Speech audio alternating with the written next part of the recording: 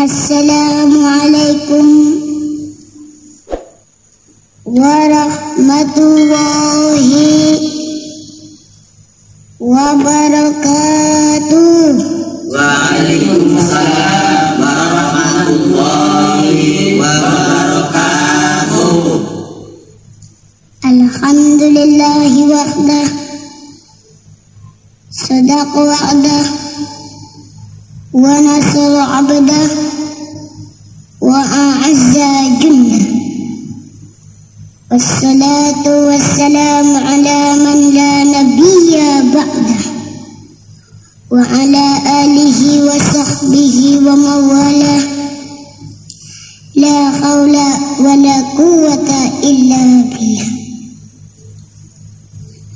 Rabbi shrah li sadri wa yassir li amri wahlul 'uqdatam min lisani yafqahu qawli. Ilahi anta maqsudi wa ridhaka matlubi, a'tini mahabbataka wa ma'rifatak. Amma ba'du. Pertama-tama saya panjatkan puji syukur kehadirat Allah Azza wa Jalla, Allah yang bersifat Rahman dan Rahim, pengasih tak pilih kasih, penyayang tak pandang sayang. Ugi Allah maha bijaksana, tak pandang tempat dan suasana. Rahmat dan salam senantiasa tercurah kepada junjungan Nabi besar Muhammad sallallahu alaihi wasallam beserta keluarga, sahabat dan pengikut-pengikutnya, termasuk Bapak Ibu Saudara yang saat ini duduk di majelis ta'lim yang terhormat. Semoga Allah memberkahinya. Amin ya rabbal Alamin. Hadirin yang dimuliakan Allah,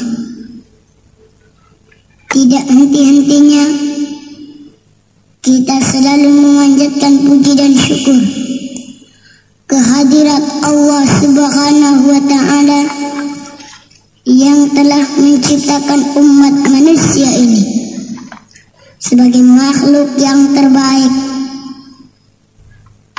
makhluk yang komposisinya, makhluk yang struktur susunan anggota tubuhnya mencerminkan sebagai laqad khalaqnal insana fi ahsani taqwim. Suatu bentuk yang paling baik, suatu bentuk yang paling cakep. Coba bayangkan saja saudara, Allah telah menciptakan manusia ini dengan satu susunan anggota tubuh berbeda dengan susunan makhluk-makhluk yang lainnya. Kalau Allah menciptakan binatang, kalau Allah menciptakan kerbau, Allah menciptakan sapi, Allah menciptakan kambing, maka mereka sejajar antara kepala, leher, perut, dan kelamin sampai sak pantatnya. Tapi kalau manusia tidak, kepala ditaruh yang paling atas sendiri kepala, baru ke bawah. Ke bawah ini ada lapangan. Alhamdulillahirabbil alamin. Ini Allah ciptakan rambut. Allah ciptakan rambut ini berhenti sampai di batas jidat. Enggak tumbuh lagi. Coba Anda bayangkan kalau sampai rambut kita ini enggak mengikuti sunatullah, terus tumbuh sampai di jidat sini semuanya. Terus kayak apa jadinya kita ini? Layakan kayak monyet semua, saudara. Alhamdulillahirabbil alamin. Allah ciptakan rambut kita ini ada lapangan sedikit supaya apa? Wahai tuan-tuan yang jidatnya nggak ada rambutnya, jangan sama dengan binatang yang jidatnya ada rambutnya. Kalau yang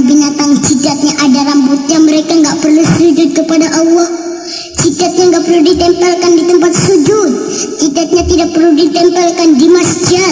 Tetapi kalau orang yang jidatnya ada lapangannya, jidatnya ada kosong, tidak ditumbuhi oleh rambut, maka manfaatlah untuk sujud kepada Allah Subhanahu wa ta'ala. Kalau Allah ciptakan kepala di atas, baru kemudian leher sebagai media penghubung, baru ke bawah, perut ke bawah, terus sampai kaki. Ini apa maksudnya? Ini menunjukkan saudara bahwa setiap kebutuhan perut kita, setiap kebutuhan kelamin umat manusia ini nggak sama dengan kebutuhan perut, kebutuhan biologis yang dimiliki oleh binatang-binatang lain. Kalau kerbau, mereka sejajar antara kelamin perut dan kepala.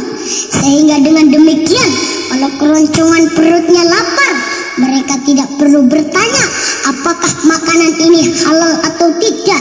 Tidak perlu diolah dalam otaknya. Langsung pokok bal kedual bal diuntal halal. Tidak pernah ada kerbau yang bertanya ini halal apa haram mas. Tidak ada. Yang penting pokok pengen mbak kerbau. Mengapa? Karena kepala kebo tidak dibatas tapi sejajar dengan perutnya. Allah menyatakan dalam surat At-Tin, A'udzu billahi minasyaitonir rajim. Laqad khalaqnal insana fi ahsani taqwim. Jadi kita diciptakan oleh Allah sebagai makhluk yang struktur dan susunan anggota tubuhnya yang paling bagus. Gak ada yang seperti manusia ini, saudara. Coba kalau Anda bandingkan kita dengan ayam, bagus mana kira-kira? Tentu cakapan kita alhamdulillah. Nah, Allah menciptakan yang terbaik, dan ciptaan yang baik itu ada maksudnya. Sebab kita mempunyai keyakinan, orang-orang yang beriman selalu akan mengatakan, Rabbana ma khalaqta hadza batila. Orang-orang yang beriman kepada hadis Rasulullah, orang-orang yang beriman kepada hari kemudian, orang-orang yang beriman atas kekuasaan Allah Azza wa Jalla, dia akan selalu mengatakan, Rabbana ma khalaqta hadza batila. Rabbana, ya Allah, ya Tuhan kami, ma khalaqta, engkau tidak akan ciptakan hadza, semua ini batilan, sia-sia. Semua yang Allah ciptakan ini semua ada maksud dan tujuan serta manfaat yang berguna bagi kehidupan umat manusia. Kalau Allah ciptakan kepala kita di atas, ya, ada mata, kemudian ada hati, ada otak. Kenapa? Mata untuk melihat. Kalau melihat, kebutuhan biologis kita terangsang diolah oleh otak. Diolah oleh otak, ini berbahaya apa tidak ini? Kalau berbahaya jangan. Kalau yang punya penyakit yang berbahaya jangan. Biasanya yang penyakitan itu yang melanggar perintah Allah. Mereka-mereka yang suka berzina, mereka-mereka yang melakukan homoseks. Gara-gara homoseks yang dilarang oleh Allah, timbul penyakit aib yang susah disembuhkan.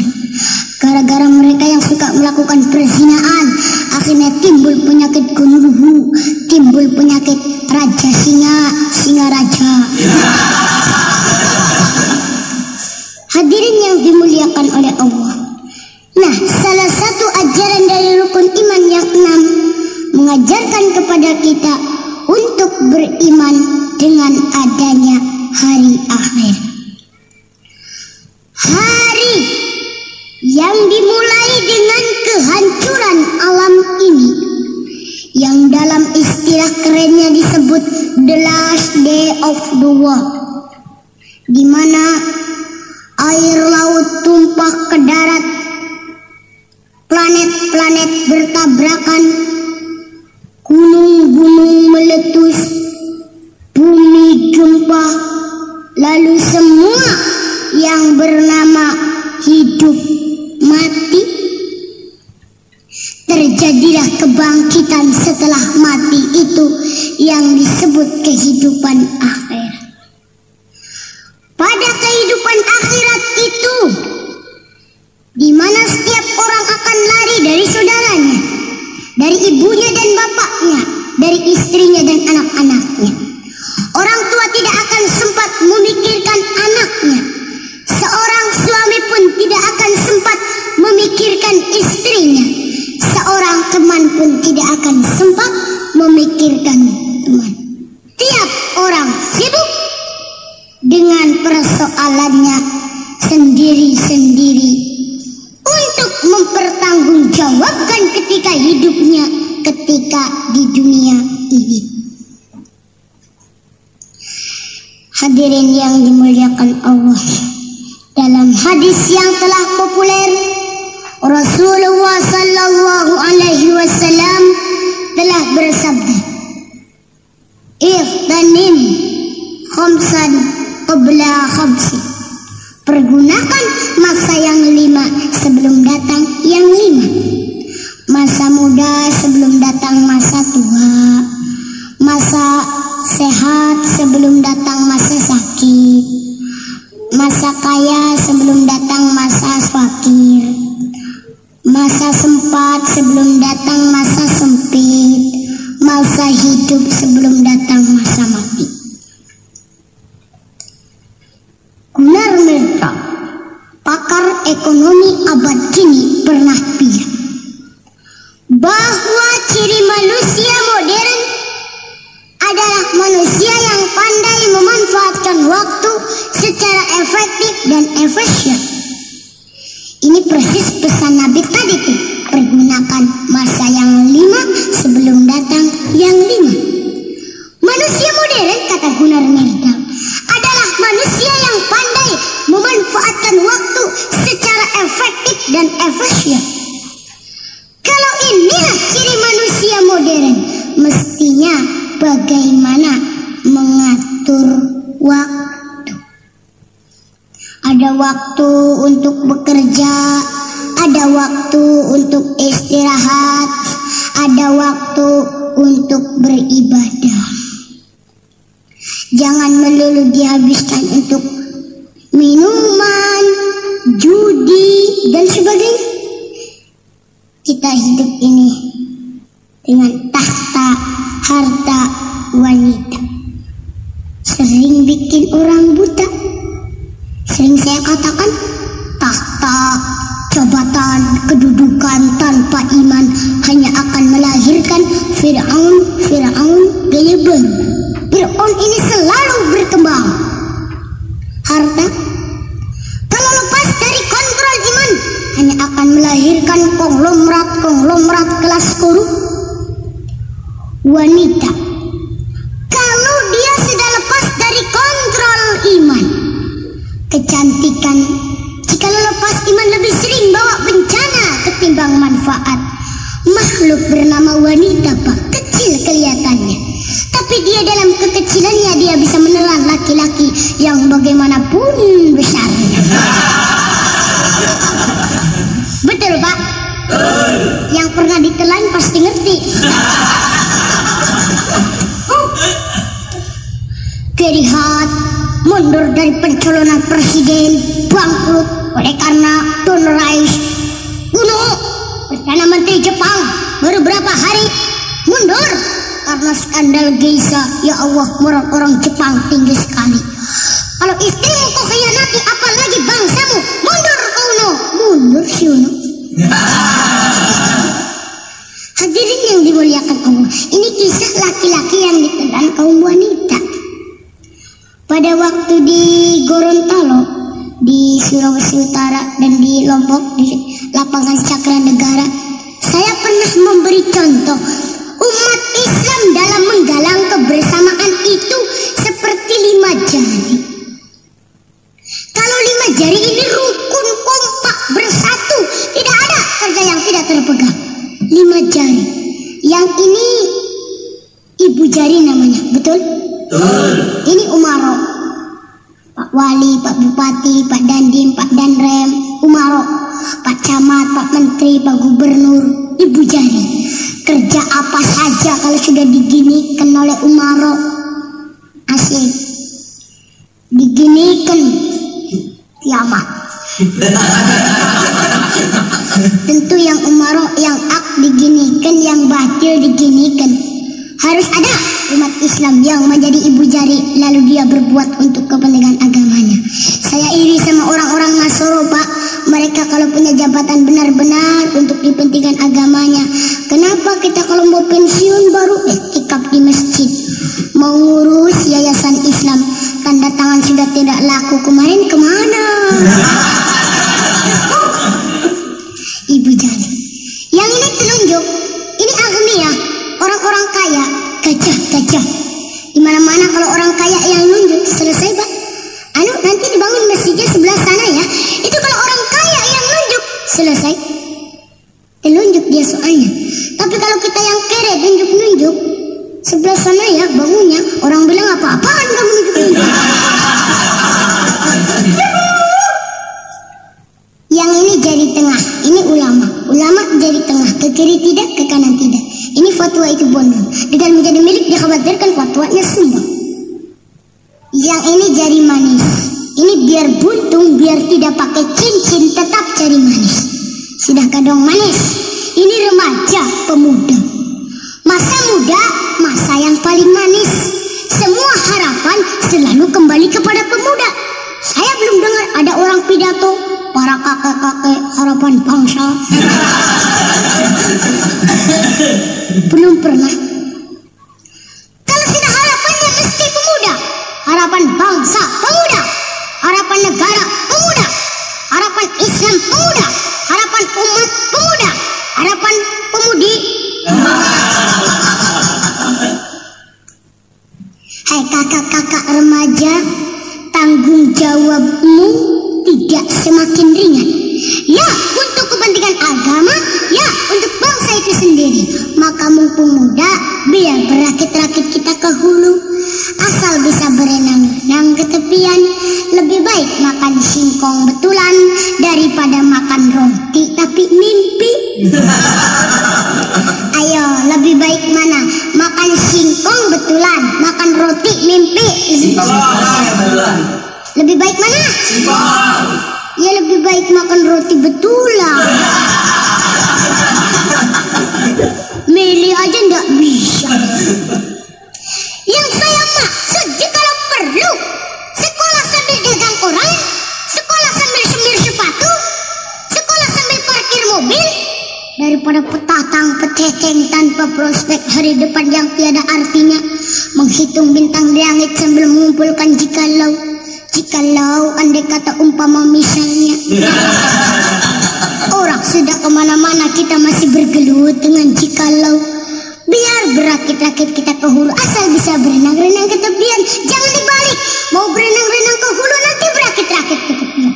Seperti Presiden Marcos itu contoh Marcos. Orang kalau mau berenang-renang ke hulu, berakit-rakit ke tepian. Mau bersenang-senang dulu, bersakit-sakit kemudian. Mumpung apa saja punya Marcos. Gunung punya Marcos, laut punya Marcos, langit punya Marcos. Istrinya diangkat jadi gubernur Metro Manila, punya sepatu 2000 pasang, celana dalam 1 pabrik.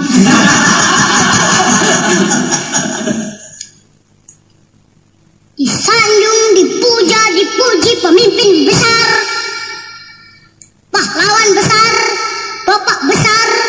Akhirnya ternyata maling besar.